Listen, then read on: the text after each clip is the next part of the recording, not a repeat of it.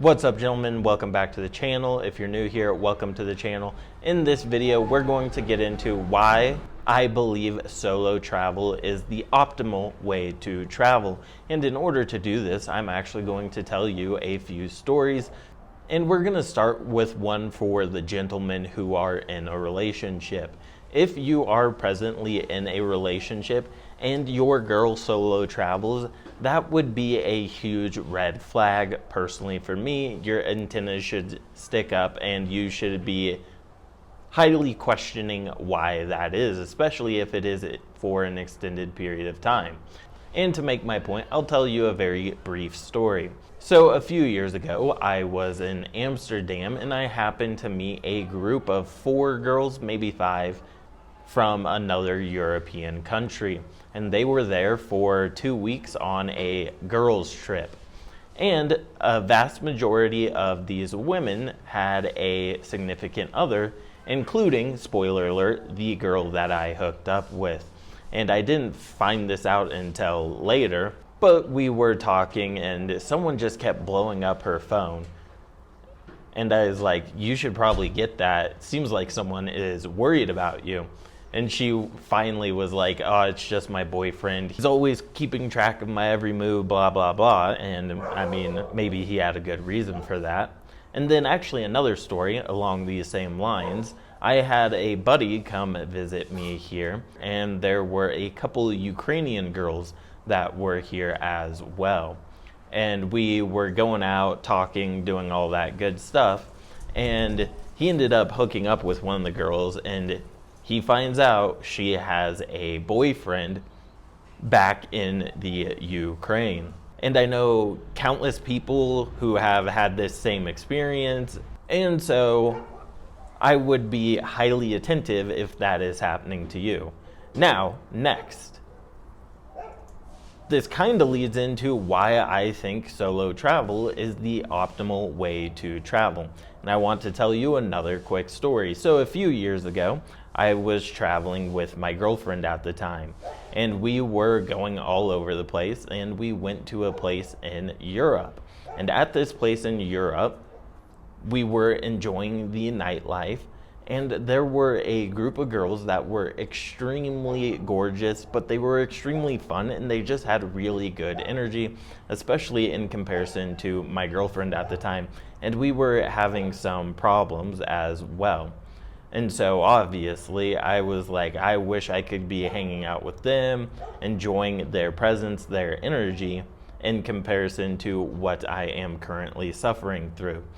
And to give you some context on that trip, there were a lot of things that I wanted to go do that she didn't want to go do. But when you're traveling with someone else, you feel somewhat obligated to do the things they want to do and to meet in the middle more than you typically would.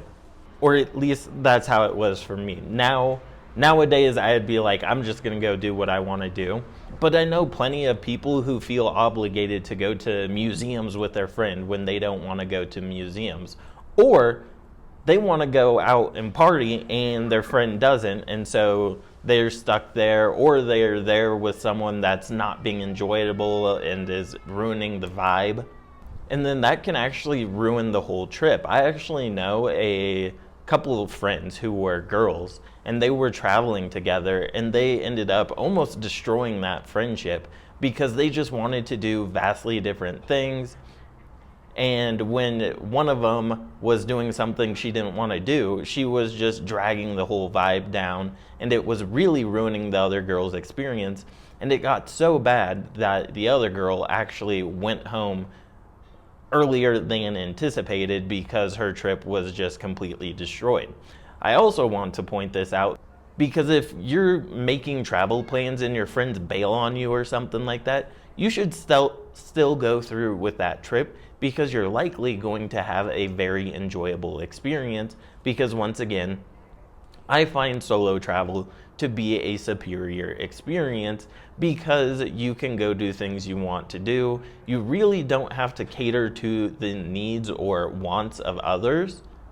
And it's actually a really good opportunity to be social.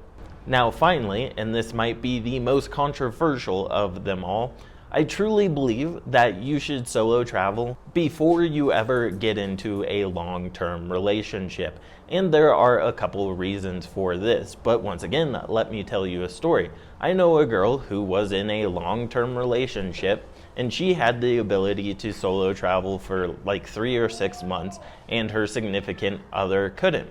And this was like one of her lifelong dreams. And I should also add that this was a fairly new relationship, but she was one of those people who was dating with a purpose. So she decided to go through on this trip, and about a month or two into this trip, she decided to break up with the guy, obviously because she wanted to have fun with other people. But the reason I say this for you in particular is because you'll be able to see what women around the world are like in comparison to wherever you are from. And you might find superior options to the places you're going rather than the options back home. I also, in general, just find it to be a more enjoyable experience being able to date women while traveling and experiencing other cultures, and they can actually teach you a ton about other cultures as well. And so I would highly recommend solo traveling and dating the women in other cultures before settling down with a woman from wherever you are from, so that you can at least have that experience under your belt. Now, thank you for watching this video. I truly appreciate it. Leave your comments down below and let me know what you think. And I will see you guys in the next video. And as always, peace, much love.